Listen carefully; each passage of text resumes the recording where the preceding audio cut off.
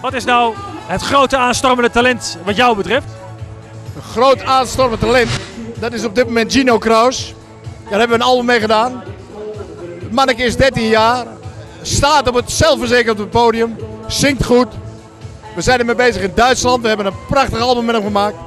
Ja, daar zitten mannen achter die vroeger ook achter Jan Smit zaten. Jan Smit ondersteunt het zelf ook. Ja, ik denk dat dat op dit moment een prachtig nieuw talent is en dat hebben we nodig. Want we moeten natuurlijk ook nieuwe artiesten krijgen. Maar dit manneke dat heeft het wel in zich. Over nieuwe artiesten gesproken. Je had het toen ook al in Permanent over Ancora. Het gaat bijna gebeuren, hè? Ja, er gaat wat gebeuren. Er wordt een boot gehuurd. Ze gaan concerten geven in havens. 6 dagen lang varen ze van haven naar haven. Album komt uit, special. Nou ja, te veel om op te roemen, maar ja, het project waar ik bijzonder trots op ben. Oude zeemansliedjes, opnieuw leven ingeblazen. Pop, shanty en folkmuziek in één.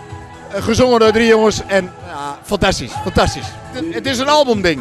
Het is niet een single, het is het volledige package. Dus we hebben 13 videoclips gemaakt, een soort speelfilm. En als de mensen dat zien, ja, dan gaan ze om. Daar ben ik van overtuigd. Dus ik vind het heel spannend wat de reactie zal zijn. Ja, het is een concept.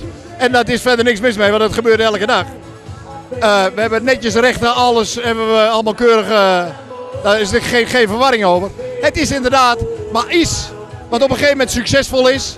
Wat overgenomen wordt. Dat hebben we gezien met de slager. Hoeveel slagerzangers zijn er hier niet? Hoeveel Danny Christian imitaties lopen er niet rond?